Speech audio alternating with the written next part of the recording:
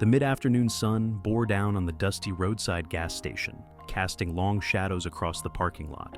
Frank Carter, a retired Army Special Forces veteran, leaned against his battered old pickup truck, savoring the stillness of the moment. The faint hum of insects and the distant rustle of wind through dry brush were the only sounds breaking the silence. For Frank, it was a small reprieve in his cross-country journey, a chance to refuel both his truck and his spirit. Frank was a man who carried his past quietly. His military days had left him with more scars than he cared to count, but also with a deep sense of discipline and purpose. Since retiring, he had embraced a life of solitude, finding peace on the open road.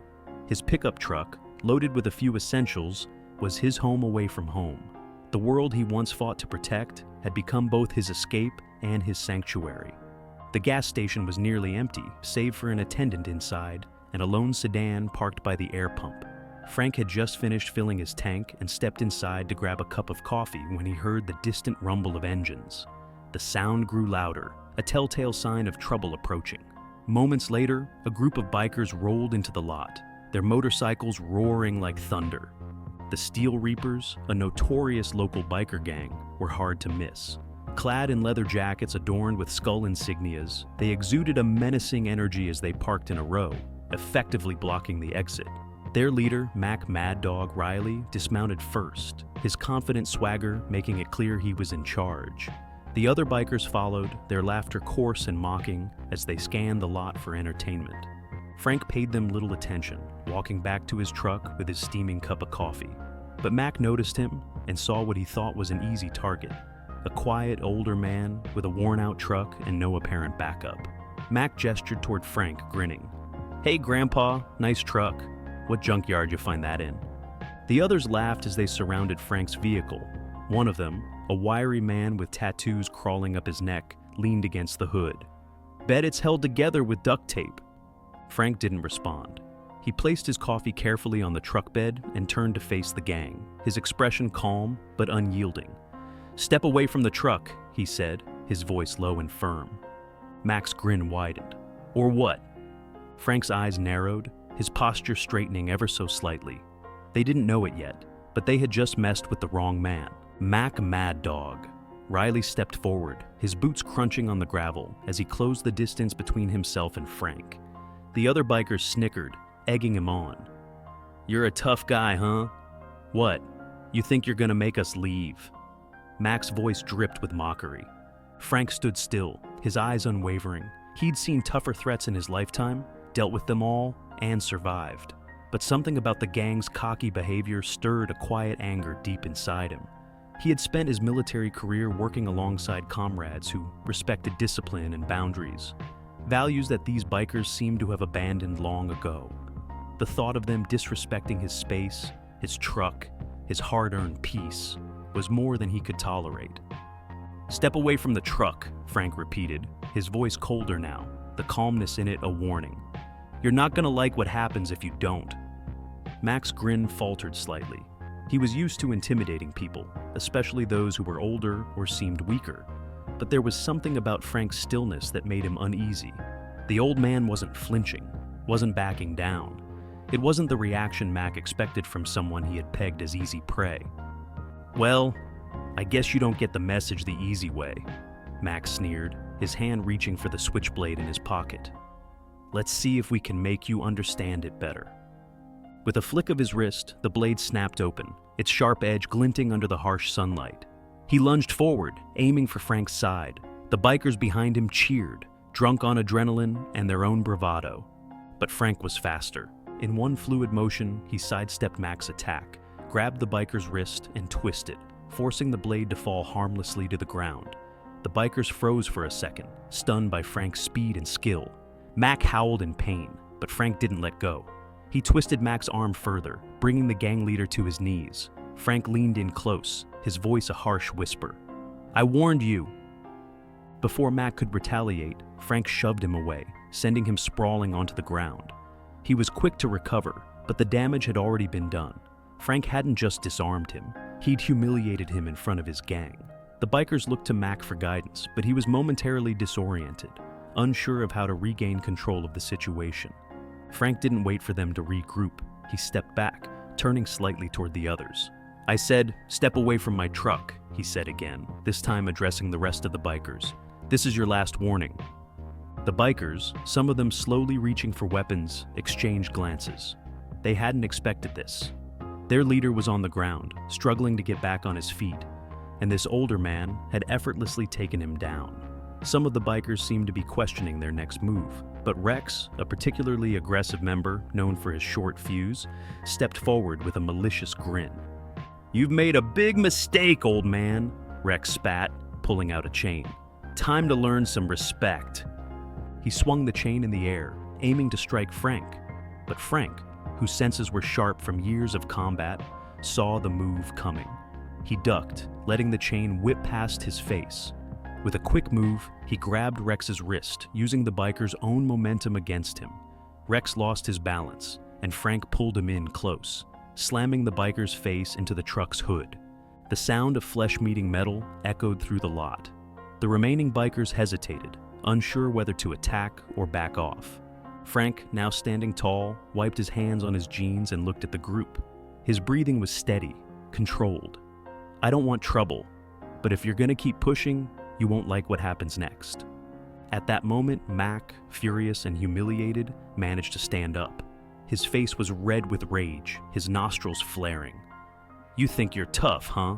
he snarled, rubbing his bruised arm. "You really want to do this? You're just an old man, out of his league. You'll regret messing with us." Frank tilted his head, a slight smirk crossing his face. "You're the ones who started it."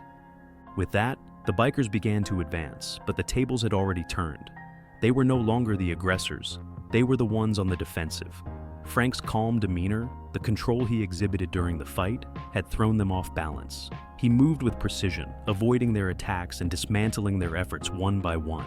He caught one biker trying to sneak up behind him. With a quick spin, he grabbed the man by the jacket, flipping him to the ground with ease. Another biker lunged with a crowbar, but Frank deflected the blow with a well-placed kick to the man's gut. The gang, once united in their intimidation, was now falling apart in disarray. The bikers' confidence had crumbled, replaced by the harsh realization that Frank wasn't just another defenseless victim. He was a trained fighter, a man who had survived much worse than this. "Enough!" Mac shouted, raising his hands in frustration. "We're leaving, all of you, back to the bikes, now!" But it was too late for them to regain any shred of control. They were shaken, their bravado replaced by fear and confusion. The remaining members of the gang hesitated, looking at their leader, unsure whether to stay and fight or cut their losses and run. Frank, standing in the center of the lot, with his hands loosely by his sides, called out calmly, "You all made the wrong choice today. Leave now, and I won't have to call the sheriff." Mac's face twisted with fury, but he knew he was beaten. He wasn't stupid enough to challenge someone like Frank when the tide had already turned in the veteran's favor. He glanced around at his gang, whose pride had already taken a severe hit. "Let's go," he growled, motioning for the others to follow him. As the bikers mounted their motorcycles and revved their engines, Frank watched them leave, the tension slowly ebbing from his body. He wasn't afraid of them. They had learned the hard way that you didn't mess with someone who had fought for their country and survived far worse than a pack of unruly bikers. But as they rode off into the distance, Frank's mind wandered back to the quieter days before all this chaos. The simple life he had built with his wife. The peace he had fought to find after years of war had been threatened. Now it was restored, but at a cost. He picked up his cup of coffee, now lukewarm, and took a sip, savoring the rare moment of peace that followed the storm. He knew the bikers wouldn't forget this day, but Frank wasn't worried. In the end, he had proven that even in his retirement, he was still more than capable of protecting what mattered most. Frank took one last look at the empty parking lot, the bikes disappearing down the highway. He sighed, knowing the quiet life he had worked so hard to maintain was safe, for now. The sound of roaring engines faded into the distance, leaving the gas station lot eerily quiet. Frank Carter stood in the aftermath, his truck untouched and the scattered remnants of the confrontation littering the ground.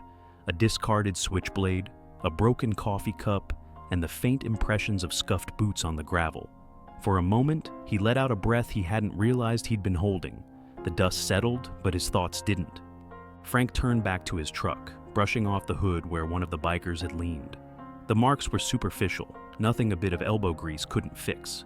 He leaned against the side of his truck, sipping the last of his lukewarm coffee. For anyone else, the encounter might have been overwhelming, but for Frank, it was another reminder of the world he had left behind, but never truly escaped. A sheriff's arrival. As Frank prepared to leave, the distant hum of another engine approached. This time, it wasn't the bikers. A sheriff's cruiser pulled into the lot, the flashing lights cutting through the fading daylight.